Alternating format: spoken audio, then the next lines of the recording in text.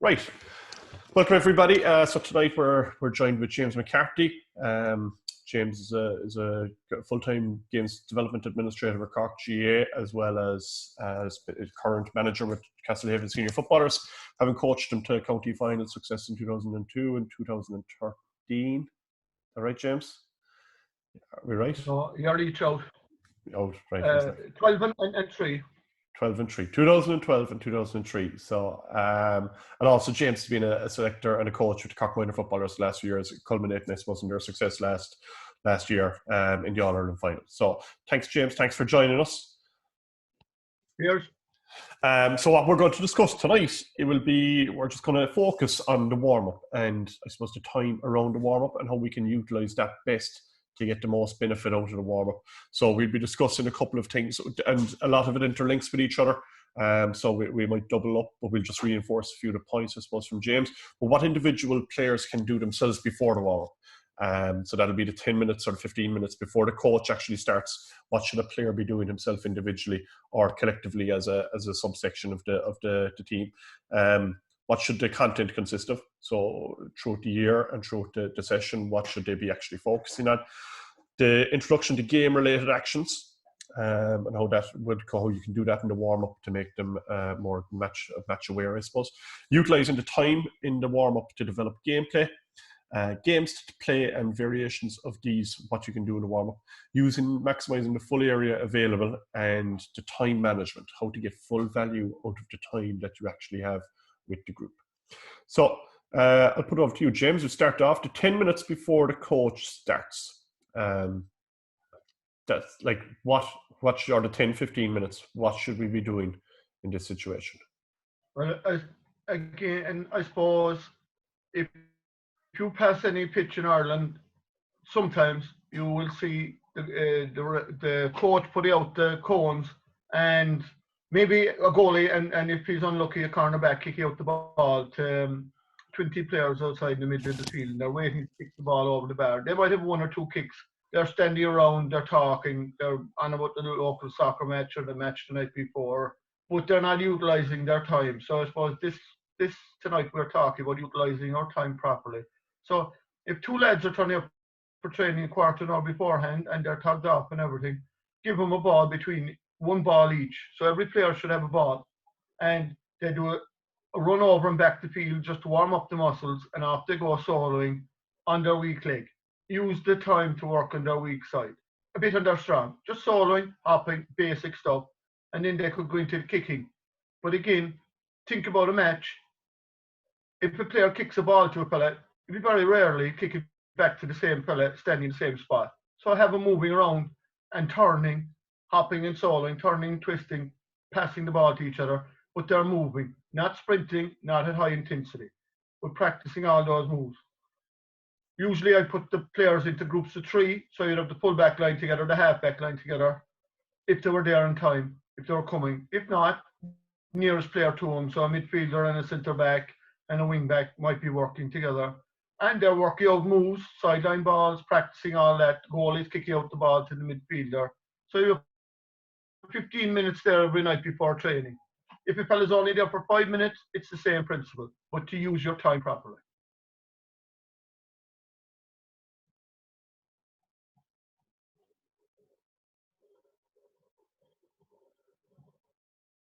I can't hear you, Colin.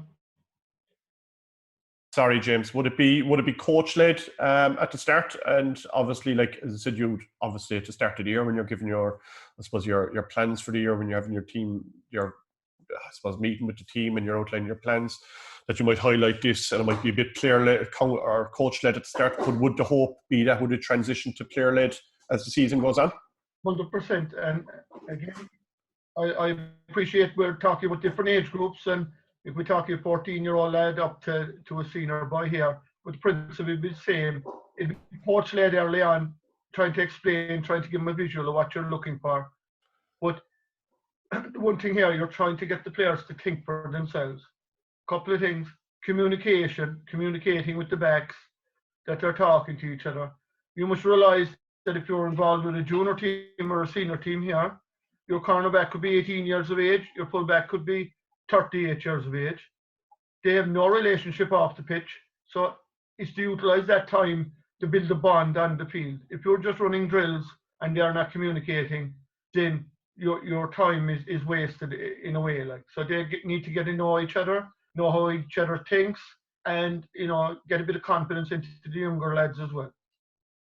And I suppose for injury prevention as well, you'd have probably, like with older teams now, once you go into adult level, you'd have a lot of players with niggly little injuries that might be persistent. Like, that time is ideal for them as well to be proactive in that regard. Would that be something that you'd recommend, like lads doing their foam rolling, doing their own stretching, their own, I suppose, prehab? 100%, yeah. Again, that you're not going in kicking. You often see a player running onto the field with a bag of balls. Balls are in the middle of the field. He tried to kick a ball over the bar from 60 yards out. Coming back from a hamstring injury, they have to do their foam rolling. They have to do the proper warm-up beforehand. Some more than others. And if they're injury prone, you'll be keeping away from it until they're properly warmed up. And I suppose the thing with this, James, I know we're talking specifically football, but the same principles apply to hurling here. So any hurling-orientated people, it's the exact same principles, I'm sure, yeah? Yeah, I'm no expert on it, but the principle should be the same, that they're practicing their sideline balls, they're practicing their puck outs.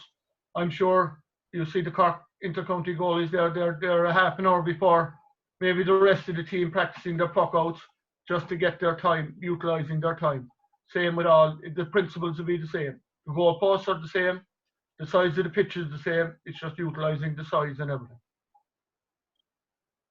Yeah, very good. So I suppose the content then, like, obviously, like, I'll just throw down a few points there. Releasing possession, which would entail kick passing, hand passing. Maintaining possession would be your bounce solo. Contesting possession would be your challenge, your tackling, block downs, high catching, stuff under pressure. And gaining possession, then you'd have your catching and your, I suppose, catching and pickups and stuff like that. Like, a lot of that stuff could be brought into the warm-up very quickly. You could tick off a lot of those boxes very quickly for I suppose you don't have to just do 5 skills a night, but I suppose the beauty of hurling and football is that if I kick the ball to you, you're going to be executing an additional skill your side of it. So then beyond that, then you got forward play, set plays, defensive play, transition play. Like, how can you get as much of that into the session or into the warm-up as possible without, like, within the 20-minute barrier, let's say, without just doing it a token gesture? Yeah, I would like, we have a lot of stuff up on the screen there, so I would hope that if we can visualize this, that releasing possession is kicking the ball, but it isn't kicking a ball and running out to a cone and standing still for 30 seconds and waiting for their turn to come again. So if you're releasing the ball with a kick, what do you do after that? Okay, so you'll be looking for 3 things. What do you do after releasing it? Okay, where do you run? So if you're a defender, do you have to go back and pick up a player? So it's to put these players thinking all the time. Then when you receive the ball, what do you do? And then maybe for 10 seconds in that warm-up, you have no ball. There's no pass coming to you. What are you doing? Are you just standing there? So I'll be looking for 3 things. Head up, what you do when you have it, what you do when you don't have it. And the 4 things are right there is, when you release it, where do you go? So it's head up, movement all the time. No straight lines. Everything is movement. So if you're only doing a little hand passing drill inside, now warm-up thing, you'd see the little groups there that have warming up. It's the same principle. So if you're stuck in a corner this winter, the same principle will apply. Head up, pass your ball, move, but do not follow the ball. Think about it. That's going back out to the cone. A cornerback running out the field, hand passing a ball to a fella, and he's running to the exact same spot. He would be coming off the shoulder in the game, but he'd be running at angles, not straight lines. So you can bring that principle to all parts of your training. Very good. And I suppose, like, just from the skill point then, James, like, from football side of things, like, if you did, like, I suppose, what like, would kicking be the most emphasized skill that you would, I suppose, technical ball skill we're talking about, would kicking be something that you would put the most emphasis on? Or would other things like hand passing, catching, and stuff like that? Like, as I said, they all complement each other in a way. If I kick the ball to somebody is catching on the other side. But would you put a massive emphasis on the kicking?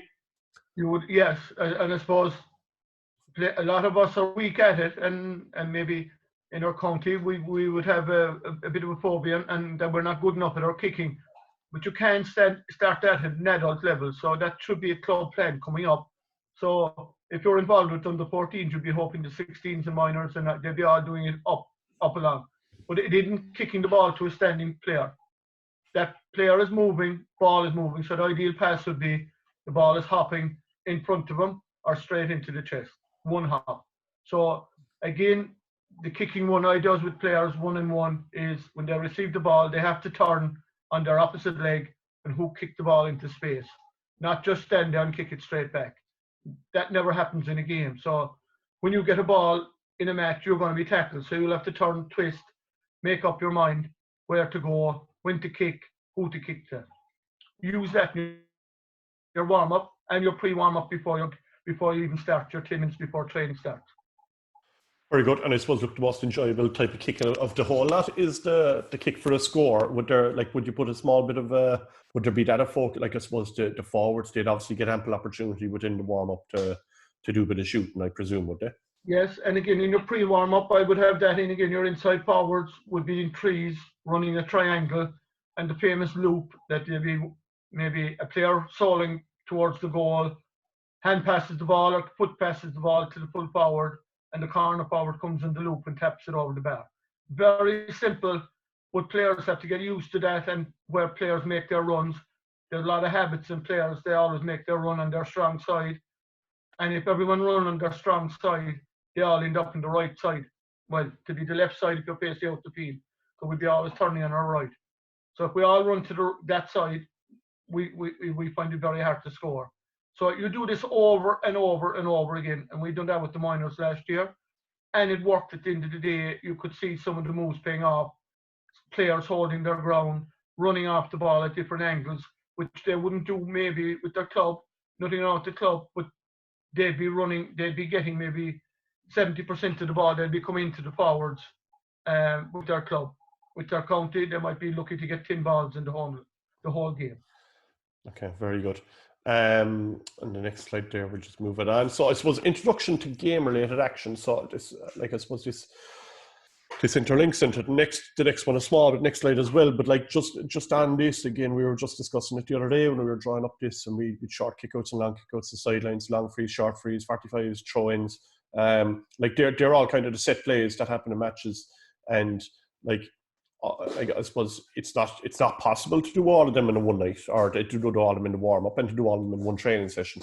But is there little things that you can, I suppose, little trigger, like a 45 might only involve 3 players. It might involve one player taking it, one player making a dummy run, one player getting on possession. So like you don't need a whole team for that, essentially. And the same for short frees in the forward line. You might be trying to get the ball to a player. But is it possible, or do you do it? Do you filter them into the warm-up in some capacity? If possible, yes, but nearly impossible to do everyone every night. But I wouldn't do them in a robotic scenario that it's the coach led all the time, that the balls are with the coach and he's standing in the middle of the field. The coach won't be playing the match at all. He won't be kicking no ball in. So you can have a short kick out. You just have the goalie would have a couple of balls ready inside the goal, and you'd shout at the goalie. Maybe the ball at this stage was out in the middle of the field and someone lost it. You'd stop the game and you'd say, goalie, kick out. Then players ain't set up properly. So it's match scenario then that they're all over the place and they're looking, who do I mark? That kind of stuff. Now, before that, maybe you'd get someone to solo up the middle and just kick the ball wide. Just if the ball went wide, you'd shout to the goalie, has to be a short kick out. Maybe in 2 or 3 minutes later, the ball's gone out over the sideline, you'd roar at the goalie, long kick out. It just puts players thinking. Now, to do all this, you won't do this in January and February, so you'll be feeding this in bit by bit as the year goes on. And as well as that, you must be fiercely organised. So you're not stopping halfway through to put bibs on them. You're not stopping to say who's going corner back. That should be organised beforehand. You know who you have at training, who's in the full back line, who's in the half back line. You would have explained to them before the warm-up what's happening. We're emphasising on A, B and C, this is what we'll be doing. So they know what's expected of them, that they're not waiting to be told. Does that happen again in January and February? No, but it should be happening in the middle of the summer, hopefully, when you're getting more organised. Short freeze, what do you do for them? If you want to work a goal, 45s, if you're playing against the gale of wind, what's the point in kicking it into the full forward? And it's a packed defence. But as you pointed out there, you're trying to get the ball to your corner but you're scoring forward.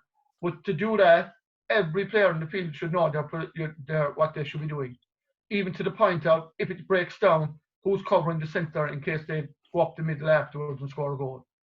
Throw-ins. There's 2 throw-ins in every game. If you lose a game by a point and you lost your 2 throw-ins, maybe that could be the difference. Your sidelines. Just ask yourselves, when was the last time, or if ever, we practice taking, if you take sideline ball, practice 1 every night, in your pre-warm-up, in your warm-up, and then when you go into your full games, you'll get 4 or 5 done in a night, no problem. I suppose 4 or 5 in a night multiplied by 3 times a week is 12. 10, 12 multiplied by multiple times throughout the year, it does get to a lot, and I suppose you can see the benefits of it over the course of a year then. Yeah, and what we have to do is that maybe 2 weeks in before championship, we start practicing all these, and then you're trying to fatten the calf going to the masters. They're saying it's too late. You're overloading the player then with information. Okay, very good. So next one there, I suppose we're just utilising the time in the warm-up to develop gameplay, as well as what types of play and variations of these. So like we've got down there now, we've got backs and forwards, and we've got small-sided games. And I suppose, look, just backs and forwards is like, I remember being up in Crow Park 15, 16 years ago, watching teams warming up, and it would have been very, very straight line, drill based, a lot of shooting, uncontested and stuff like that. But if you go up there now, you'll see them actually set up in backs and forwards type exercises and stuff like that. But you might just talk on the different variations there. I know you touched on it a while ago, but the other types of variations you might have for backs and forwards, as regards like traditional game of backs and forwards, the coach stands in the middle of the field and kicks the ball into the corner forward for the first ball, then the centre forward, then the wing forward, and then the 7th ball around, it goes back into the corner forward again, you know. So how would you, what kind of differences might you use? I would, the day, like if you're training twice a week and you have a match at the weekend, your warm-up would be a bit more coach friendly during the week. When you have your players more, you know, the day of a match, they're focused on the game coming up. So I think there's not much coaching going on there, but you're trying to get them focused. But just think about it again, for that 20 minutes, or maybe you might play 5-7 minutes of a game. If you're organised and it is active and high intensity, you can break down the game, start the ball inside in the cornerback, run into the cornerback position with the ball, overload that area with players, and the backs don't know if they're going to get it, or the forwards don't know if they're going to get it. Throw it to one player. If it's a forward, they're trying to work a score. If it's a back, they're trying to work the ball out the field, but they're not standing in their natural positions. So it's a game related. Again, as I said a while ago, start the ball from the sideline, but they're not robotic. Again, they're not standing in their natural positions. If a ball goes out over the sideline, usually there's 10, 12 players are very near that ball. So you need to mirror that in a game situation. Start one from a 45, start one again from the goalie. You will get a lot of plays in that 7 minutes. And again, as you just said, do that 3 times a week. That's 21 minutes of football. That's a lot of football. And you're coaching as well as that. No, you plus your other mentors as well. So there's someone knocking around the goalkeeper inside. There's someone outside around the midfielders. Now, if you're in a club scenario and maybe your coaches, you haven't that strength and depth in your coaching, they can do the basics. They can have the balls ready. They'll have the bibs ready for you. They have the teams picked. This will save a lot of time. They have the water inside in the middle of the field. They're the basic little things that if you want to save time, that you're not stopping and the water is in the back of the van always, that you have to bring it in, that's a minute gone. you're eating into your time then in the main training of the game. But think about it. If you have 20 minutes for your warm-up, you would have about 5 or 6 minutes of kicking, moving, uh, different types of runs, lateral, sideways, sprint forward, jogging on the spot, basic stuff like that, doing your lunges, your hamstring stretches, moving and stretching at the same time, no static stretching. Then you might bring them in for maybe 2 to 3 minutes on your maybe a fast hand passing game right around you, but to be the same principle again, that when the player passes the ball, he changes direction. When he receives the ball, he changes direction. Head up. Not, you'd see a lot of them there, and the coach ain't coaching. He's just standing there, and they're running around him. There's no learning in that. So they're thinking, they're communicating as well. If they're bumping into each other, that's like losing possession in the game. And then you go into your backs and forwards game as such. But as you said, there are different variations in that. If you have a lot of players that are training in a club, if you have under 21s and minors training with you, then you could have 2 small-sided games. Earlier in the year, that could be mostly hand passing if you're confined in your space, and that'll bring up the fitness as well. But at the end of the day, for the older lads and for everyone, I suppose, in general, the warm-up match day is to get them up to the speed of the game. No, they won't do that. Think about it. If they're standing behind the cone, if you have 30 players and you have 6 cones, and there's 5 of them behind the cone, then they're only running for 50 to 20 minutes. So what's a 50 to 20 is about 4 minutes, like. Yeah, very good. And I suppose like just with the backs and forwards, like you're talking about match day tempo there now. Like, would you be talking 7, 8, 9 phases of the ball going in, and 7 or 8 possessions, or would that be too much or too little to get them up to that match pace? Do you think? I think you'll get away with that many, all right, yeah. But let's say if they were hand passing around a fair bit and there was no tackling going in, then you just have to stop it and start again, because then you're not at match pace. Yeah. But I would guarantee you today the championship they're at match pace, but they should be the same in the warm up and training, because if they're not in match pace or at the pace they are at that time of the year, then your training won't be up to pace either afterwards, because they're not focused. So you might have to stop and say, lads, this is not good enough. Let's go again. Okay, back. But if you think you have them moving, stop. That's it. More, sometimes it's not good enough. You could be there for 2 hours and you never get them to match pace.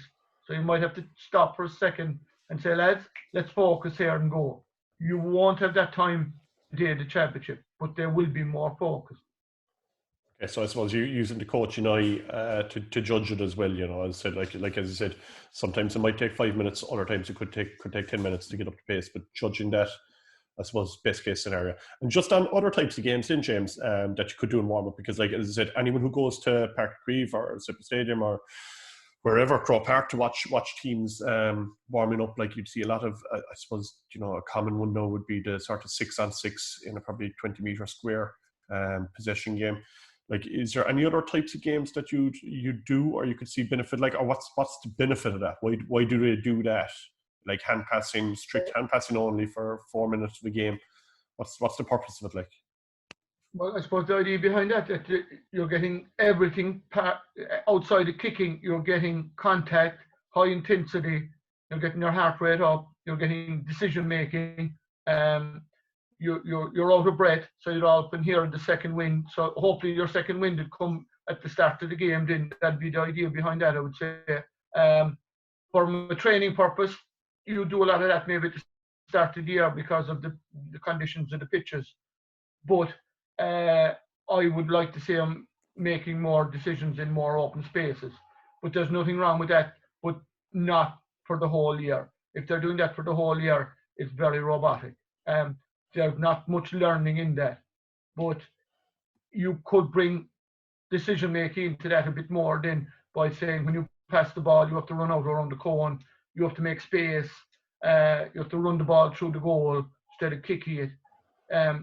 3 minutes max doing that, and the heart rate is up. Like, I suppose that brings us on to our next point, what you're just mentioning there about, I suppose, utilising the space. That I know at the start of the year, and especially this year, it was very wet. Probably a lot of teams weren't getting access to grass, weren't getting out in pitches, so they were confined to small areas, be it a training patch that they have in the club, or be it a warm-up or an AstroTurf. So I suppose utilising the full area, that on a match day, you probably have 65 metres long by 90 metres wide. You've got that much space, and I suppose a lot of times we'd see, I suppose, I suppose junior teams and a lot of teams would go sort of structured inside the 21, inside the corner of the field, and that's all they do. But you're saying expand that and you utilise the full area. Yes, 100%, especially if you're lucky enough to have the full pitch in your club for training and that's empty as you come in. Well, then the goalies are up one side before the training starts. Your inside forwards are down the other side. Your midfielders are on the middle of the field. That's where they're going to be playing. So that's where they need to be using their time. If they're all just standing around the goal, like we all did, and I've coached teams that have done it as well, and was my fault, was just waiting for the coach to lead everything. If you can build this up, put your full back line together and say, guys, I want 2-3 different types of moves, working the ball out from the full back line. I want you to do sideline balls every night, 1 or 2 of them. That puts it back in them. It will have, as I said before, it'll have to be coach-led early on, and you will see leadership coming to the fore then. But the day of a match, then you have to pitch. Again, use it, and if you have, in some places, if they're minding the pitches, of course, which they should, you warm me up on the main pitch. So, but again, everything you do in training, that player must be making a decision. So if you have a tight area and you're passing the ball from A to B, he must be making a decision. Where to run, where to turn to, who to pass to. And if you're doing that every night in training, you're doing a good job with him. Okay, very good. And I suppose the last one then would be maximising your time available. That, like, I suppose, look, it's something we did a webinar last week or 2 weeks ago on planning for the season. But like, I suppose that's on the large scale, but on the minute scale then of actually planning a warm up. Like, you know, you on a match day you'll have about 20 minutes max, or 25 minutes max, depending on, you know, as I said, championship. Like, you could have a half an hour warm up every week, and then you go to a championship match and you're playing 20 minutes after a game in Park Ring, and you don't have the same half an hour available. So being aware of that, being able to plan that in is very important. But with warm ups as well, it's kind of just taken for a lot of people that it's something that has to happen, and there's no real purpose behind it. So, like, would planning, I suppose, putting in place a bit of plan, and like, I know that you're saying about the space, and a lot of it is reactive to what happened in the last game. You know, if you tell players go work on this, they'll go back and they'll think, oh, we did this bad last day, we'll do it better this time.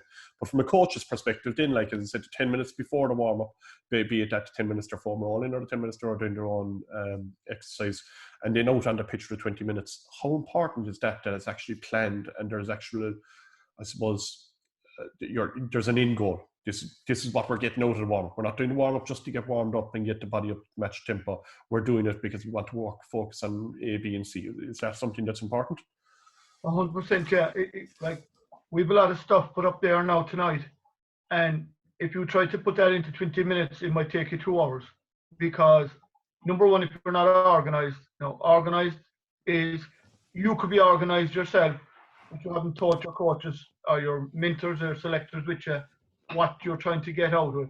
Now, number one, I would say talk to your fellow selectors and what we're planning to do for the next 6 weeks.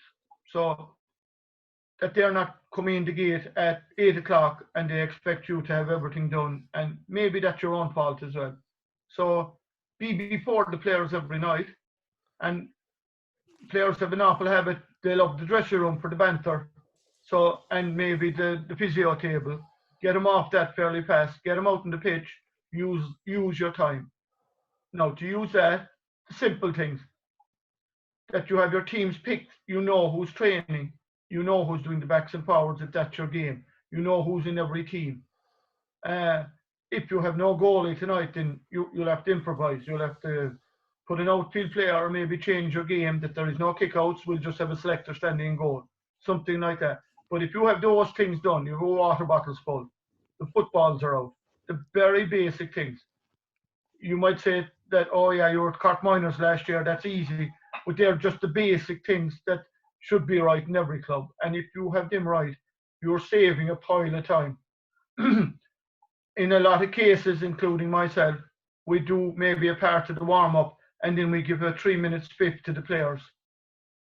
You do your talk at the start, run your warm-up, and talk again maybe just as you go into your full training session then when they're taking a breather. But don't use up your time by talking. And us as coaches are very good at that. We like the sound of our own voice, myself included.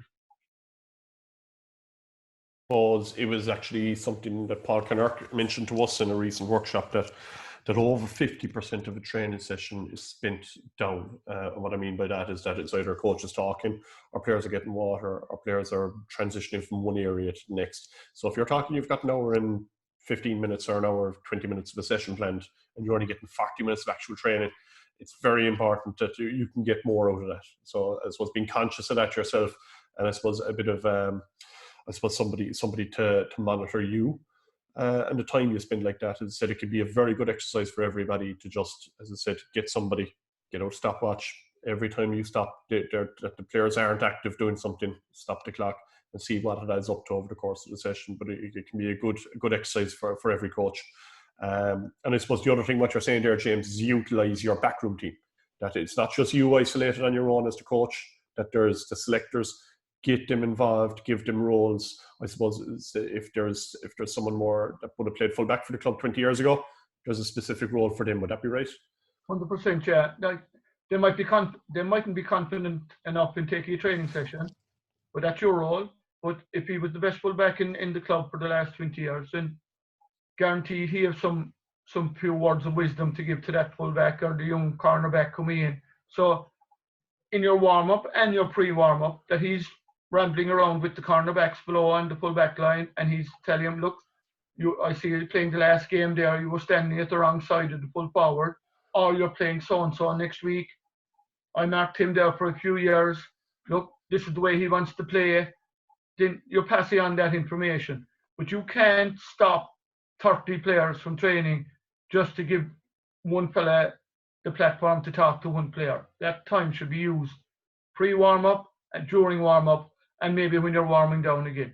And even when training is going on, anytime there's a break, maybe those coaches, mentors are slipping in a bit of information, as well as coaching with the ball, that they're showing them how to defend, they're showing them how to do throw-ins, they're showing them how the positions to run into the scoring. They're running down a dark alley all the time. Then the good forward that you have on your setup, he's the fella that they should be talking to.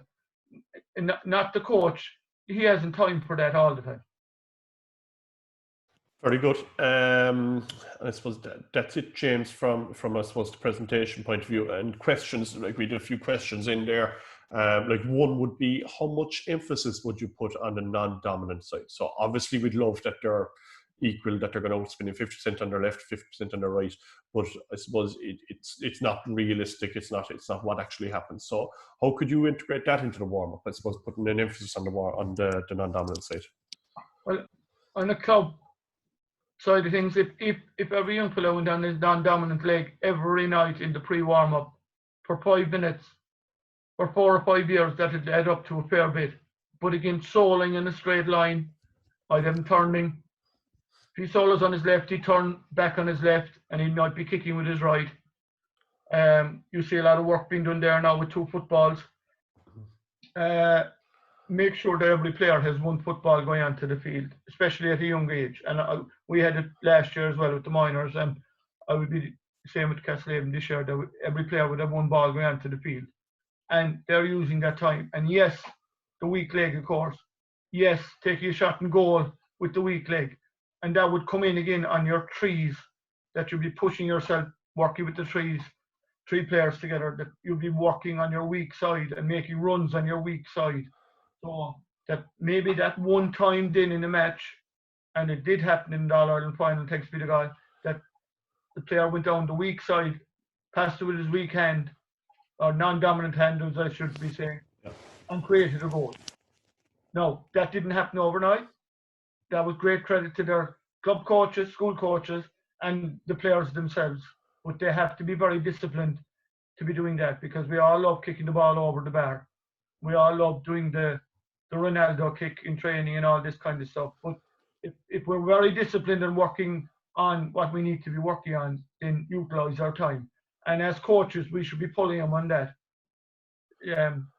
That you see him, the player over in the corner, and he's just talking or he's just hopping the ball. You're shouting at him, non-dominant leg, and they should know what they have to do then.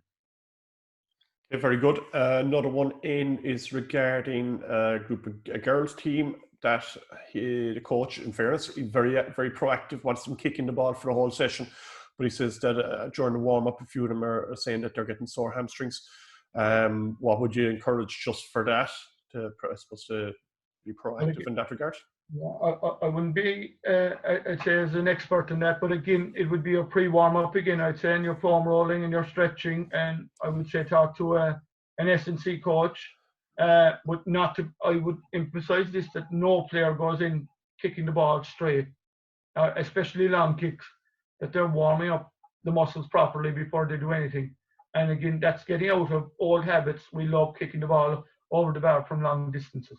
So just give them more time to warm up, and that would mean maybe pushing them to be there earlier before training.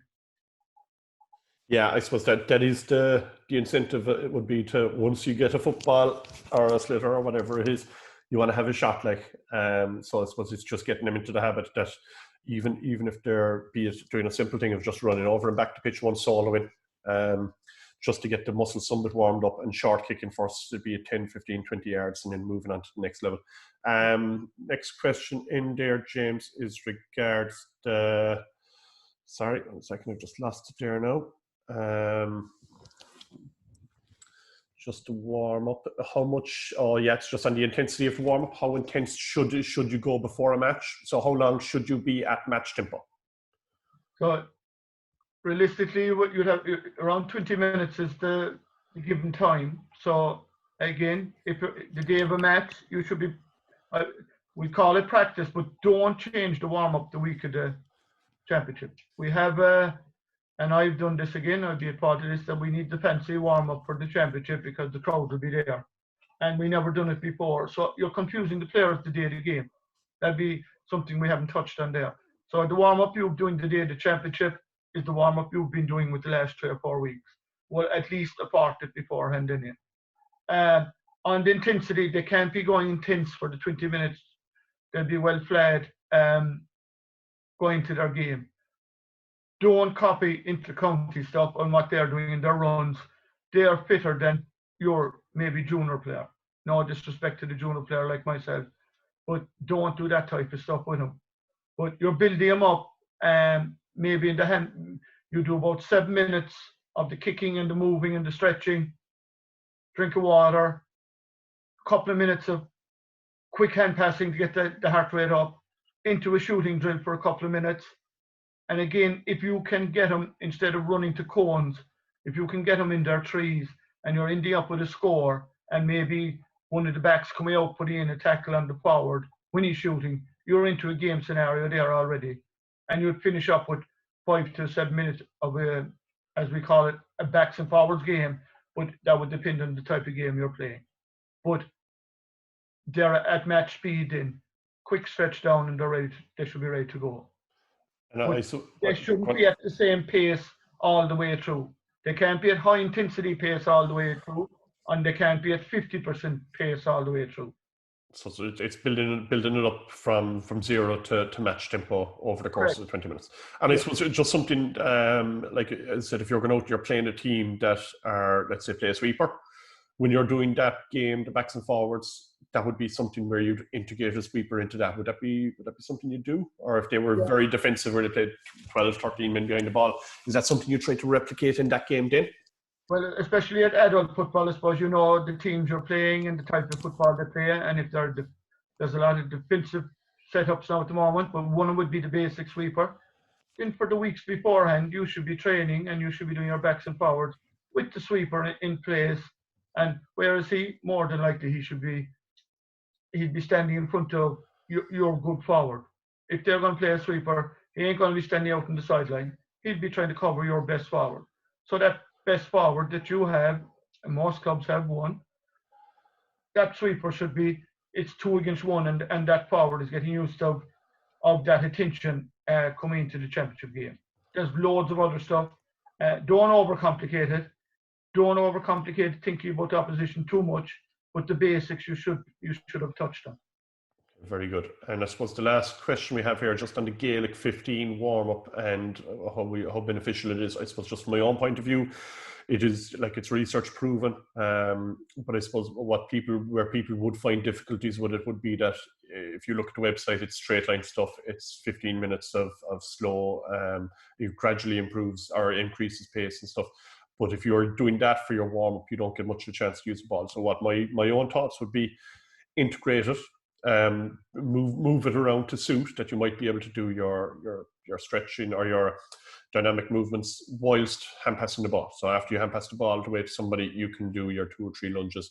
After you pick up the ball and kick it to somebody, you might be able to do your squats and stuff like that. So you don't need to do it as structured straight line as that. You can integrate the ball into it. So your own thoughts on that, James? Any difference on it? Again, the principle of the Gaelic 15 is spot on. The stretching, the types of running you need, all those can be incorporated into what I'm saying. You can still start, and I would do this a lot, in your corner, maybe to do 5 minutes of that. Older players will need more stretching, more warming up, but they'd have a lot of that done beforehand as well. If they were going out for a run beforehand, then you'd see the intercounty boys would have a lot done inside in the ball alleys or inside the warm-up areas in Croke Park.